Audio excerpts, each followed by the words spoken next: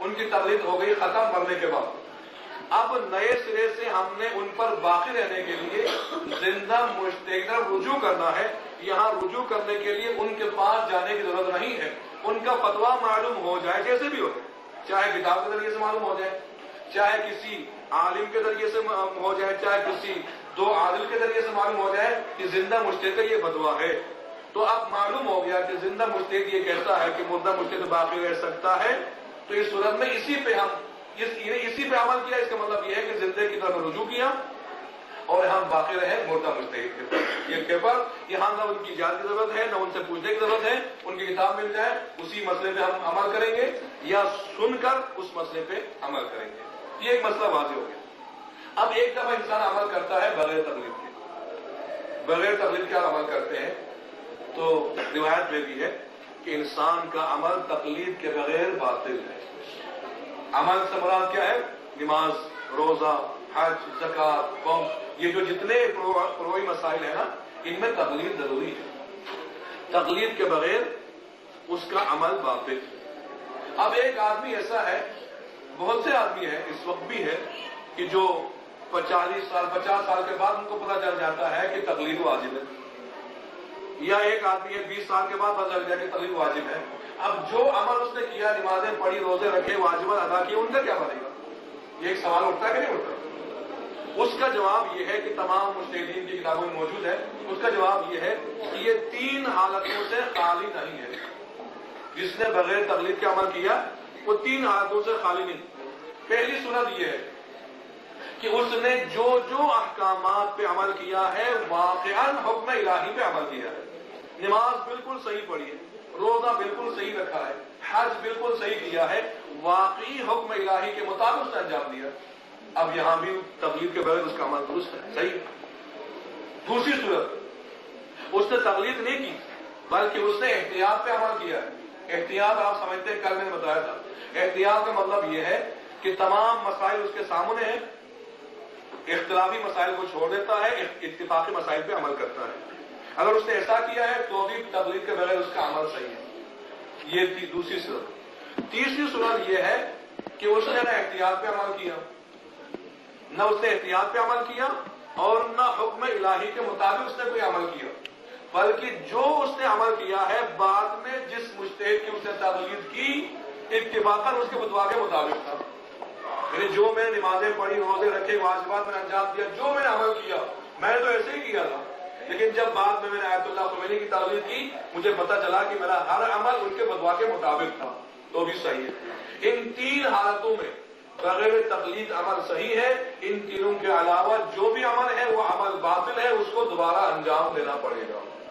چاہے وہ نماز ہو, چاہے وہ روزہ ہو, چاہے وہ حج ہو, چاہے کوئی بھی عمل ہو, جب تک تقلید کے مطابق نہ ہو اس کا, یا حکم الہی کے مطابق نہ ہو, یا احتیاط پر نہ ہو, اس کا عمل باطل ہے. بس ہمارے لیے بہت ضروری ہے کہ ہم اپنی زندگی میں اپنی شریعت کے تمام مسائل میں مجتہد عالم کی تقلید کریں, اور مجتہد عالم کی شرائط بھی میں نے آپ کو بتائی, اس کی پہچان کے طریقے بتائے, اور اس کے فتویٰ کو حاصل کرنے کا بھی طریقہ آپ کو بتایا.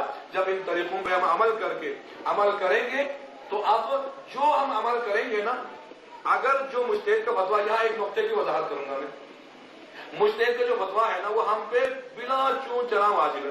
ہم یہ نہیں کہہ سکتے کہ بھائی کلی 3 دفعہ کیوں, ناک میں 3 دفعہ پانی کیوں ڈالے, ہاتھ کو 3 دفعہ کیوں دھو لیں, یہاں 2 دفعہ پانی کیوں, 1 دفعہ حرام کیوں, نہیں. یہاں پہ ہم کیوں نہیں کا لفظ نہیں استعمال کر سکتے, کیونکہ جو اس کا فتویٰ ہوگا اس پہ عمل کرنا ہم پہ واجب ہے. اگر اس کا فتویٰ صحیح ہے تو ہمیں تو ثواب ملے گا ہی, لیکن مجتہد کو 2 ثواب ملے گا. اگر اس کا فتویٰ صحیح ہے تو 2 ثواب, ایک اس صحیح فتویٰ دینے کا ثواب, ایک نے محنت کی ہے، زحمت کی ہے، اس کا ثواب ہے. لیکن اگر اس کا فتوا غلط ہے، ممکن ہو سکتا ہے آپ تجربہ کرتے، ڈاکٹر صاحب یہاں سامنے ہیں، تجربہ کرتے کبھی تجربہ غلط بھی ہو سکتا ہے، لیکن جو اس نے محنت کی ہے، زحمت کی ہے، اس کا تو کوئی صلہ ہونا چاہیے نا.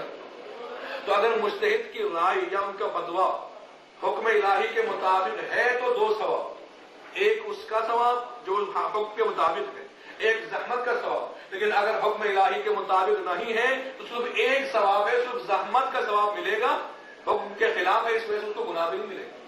تو مجتہد کو جب پتہ چلے گا، یہی وجہ ہے کہ مجتہد کے فتوا بدلتا رہتا ہے.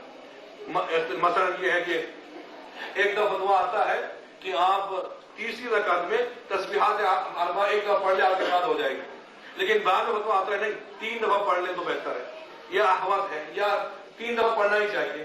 اسی طرح تھوڑا بہت اختلاف آ سکتا ہے. یا مثال کے طور پر ایک مجتہد کا فتوا یہ تھا کہ حرام جو پرندے ہیں، مثلا کوا ہے، چیل ہے، حرام پرندوں کی جو بھیڑ ہے نا وہ نجس ہے. لیکن بعد میں ان کے جب مشکلات سامنے آئی، ہر ایک نے سوال بھیجا، انہوں نے پھر تحقیق کی، بعد میں فتوا دے دیا ہے نہیں یہ پاک ہے. تو اس طرح کا تھوڑا بہت اختلاف رائے کی وجہ سے، اس کیا ہے اشتہار کی وجہ سے اختلاف ہو سکتا ہے. تو ہمارے لیے نہیں، ہمارے لیے چاہے ان کی رائے صحیح پر مبنی ہو یا غلطی پر، ہم پہ واجب ہے ہم ان کی رائے پہ عمل کریں. جب عمل کریں گے ہمیں ثواب ملے گا. اگر ان کی رائے صحیح ہو ان کو 2 ثواب، اگر غلط ہو تو 1 ثواب. لیکن جب ان کو پتہ چل جائے گا ان کی رائے بدل جائے گی. تو تقلید کے بغیر کوئی عمل صحیح نہیں ہے. تو ہم جس نے تقلید کی ہوئی ہے بہت اچھا ہے، جس نے تقلید نہیں کی آج نیت کر لے کہ میں آیت اللہ خامنہئی کی تقلید کرتا ہوں، واجب قدر اللہ ان کے مسائل پہ عمل کریں. جی ہاں جی، وہ کل بھی میں نے بتایا تھا کہ جو بچہ آج بالغ ہوتا ہے وہ صرف اور صرف زندہ مجتہد کی تعریف کرے گا، مردے کی نہیں کر سکتا. جو آج بالغ ہوگا وہ صرف زندہ مجتہد آیت اللہ خامنہئی لے لے یا آیت اللہ سبز جو ہے لے لے، سستائی لے لے، جو بھی لے لے، لیکن جس کی میں تعریف کرتا ہوں اسی کا نام میں زیادہ لیتا ہوں. آیت اللہ خامنہئی کا نام لے، ان کی تعریف کرے. اب وہ آیت اللہ خمینی کی تعریف نہیں کر سکتے، خوئی کی نہیں کر سکتے، لیکن جنہوں نے پہلے کی ہے ان کی زندگی میں وہ باقی رہ سکتے ہیں زندہ کی اجازت سے. جو ابتداء شروع میں کرتے ہیں بالغ ہونے کے فوراً بعد، وہ مردے کی تقلید نہیں کر سکتے. ان پر واجب ہے کہ وہ زندے کی تقلید کریں. خدا تقلید ابھی کرا دے. کئی بچے ہیں 15 سال کے جو اوپر ابھی آج کرا دیں ابھی. اچھا جی، میں نیت بتاتا ہوں. جو بچے جنہوں نے ابھی تک نیت نہیں کی وہ میرے ساتھ ساتھ نیت کر لیں. آپ بھی کر لیں، آپ بھی کر لیں. میرے پاس کچھ بچے اچھا نہیں، وہ نہ کہیں. جو جنہوں نے تقلید کی ہوئی ہے وہ میرے ساتھ ساتھ نیت کو دہرائیں. نہیں بیٹھے رہیں. میں آپ کہیں میرے ساتھ، میں آیت اللہ خامنہئی کی تقلید کرتا ہوں، واجب اور وطن اللہ. بس یہ تقلید ہو گئی ہے. اب جو مسائل ہیں ان کے مسائل تقریباً آیت اللہ خمینی کے مسائل سے ملتے جلتے ہیں. وہاں ان کی توضیح دیکھ لیں. آیت اللہ خامنہئی کی کتاب بھی آئی ہے، اس کو دیکھ لیں. نہیں تو پھر علماء سے پوچھیں اور ان کے فتوا کے مطابق عمل. یا اللہ یا